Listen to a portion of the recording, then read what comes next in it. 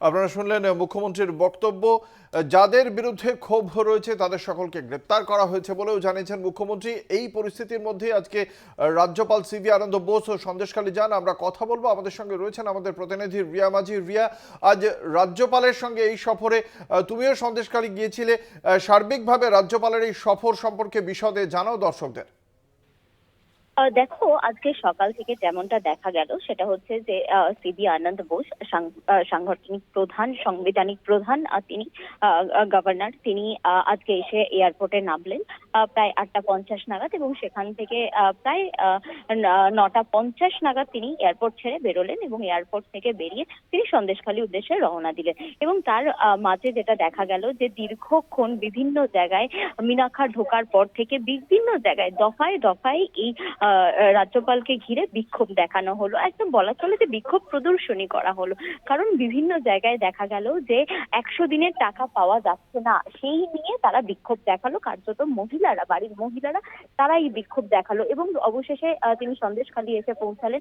তো এবং সন্দেশখালী এসে পৌঁছানোর আগে আরো একটি নাটকীয় মোড়, সেটা হচ্ছে যে মিডিয়ার গাড়ি আটকে দেওয়া হলো এবং সেখানে রীতিমতো রাজ্যপালের পদক্ষেপে সেই মিডিয়ার গাড়ি ছাড়া হলো, রাজ্য পুলিশ ছাড়লে।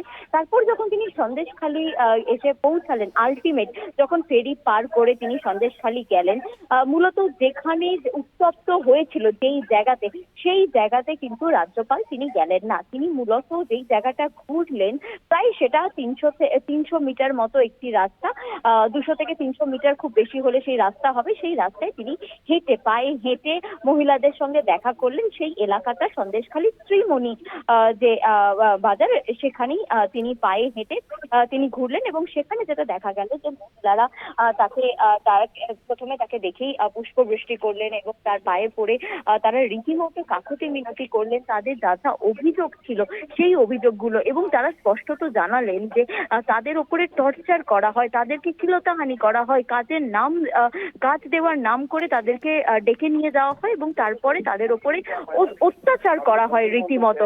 এবং এমন তারা অভিযোগ করলেন এবং সেই অভিযোগের ভিত্তিতে তারপরে যেটা দেখা গেল, রাজ্যপাল তিনি বললেন যে তিনি ব্যবস্থা নেবেন, তিনি আশ্বাস দিলেন। এবং তারপরেই যেটা দেখা যায় যে কিছু মহিলারা তারা আসেন, তারা রাখি বেঁধে দেন রাজ্যপালের হাতে, এবং রাখি বেঁধে দেওয়ার পর রাজ্যপাল তিনি মন্তব্য করেন যে আপনারা আমাকে ভাই মেনেছেন, সেই ভাই এর মান রাখার আমি যাবতীয় যে কাজ সেগুলো আমি পালন করব, এমনই কিন্তু আশ্বাস দিয়ে আসেন রাজ্যপাল। এবং তারপর দেখা যায় শুধু এই যে ত্রিমণি যে এলাকাটা, সেই এলাকায় 200 থেকে 300 মিটারের যে রাস্তা, সেখানটায় তিনি ঘোরেন এবং সেখানকার যারা মহিলারা, কখনো তারা রাস্তায় বসে বিক্ষোভ দেখাচ্ছিলেন, কখনো তারা কান্নায় ভেঙে পড়ছিলেন এবং রাজ্যপালের পায়ে পড়ে তারা রীতিমতো কাকুতি মিনতি করছিলেন যে তারা যাতে শান্তি পায় এবং অবিলম্বে যাতে শেখ শাহজাহান, শিবু হাজরা এদেরকে গ্রেপ্তার করা হয়। এবং তারা যে পোস্টার নিয়ে এসে সেই আন্দোলন করছিলেন বা বিক্ষোভ দেখাচ্ছিলেন, সেই পোস্টারে, একাধিক পোস্টারে লেখা ছিল যে শেখ শাহজাহান তিনি কিনা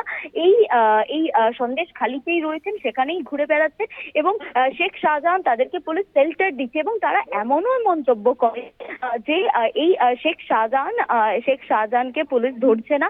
এবং আরো একটি বিষয় যেটা দেখা গেল আজকে এই বিক্ষোভে, যে প্রতিজন যারা মহিলা, প্রচুর মহিলারা তারা বিক্ষোভ দেখিয়েছেন, তারা রীতিমতো মুখ বেঁধে এই বিক্ষোভ দেখিয়েছেন। তাদেরকে যখন এই প্রশ্ন করা হয় যে আপনারা মুখ বেঁধে কেন বিক্ষোভ দেখাচ্ছেন, তারা স্পষ্টত জানায় রাজ্যপালকে যে তারা মুখ ঢেকে বিক্ষোভ দেখাচ্ছে কারণ তাদেরকে আইডেন্টিফাই করা হবে পরে, এবং আইডেন্টিফাই করে এক একটা মহিলার নামে পুলিশ কেস করবে এবং তাদেরকে তুলে নিয়ে যাওয়া হবে, তাদেরকে গ্রেপ্তার করা হবে, তাদের বিরুদ্ধে কেস করা হবে। সেই কারণের জন্য, সেই ভয়েতে তারা মুখ বেঁধে এরকম আন্দোলন করছে বলে এমনটাই দাবি করে। ইতিমধ্যে সিবি আনন্দ বোস তিনি ফিরে এসেছেন সন্দেশখালী থেকে, একটি যে বাড়ি রয়েছে সেখানে তিনি এসেছেন এবং সেখানেই সুন্দরবনে যে পর্যটক আবাসন রয়েছে সেখানেই তিনি আর কিছুক্ষণের মধ্যে একটি প্রেস কনফারেন্স করবে বলে এমনটাই সূত্র মারফত জানা যাচ্ছে। ধন্যবাদ। আমাদের সঙ্গে ছিলেন আমাদের প্রতিনিধি রিয়া মাঝি।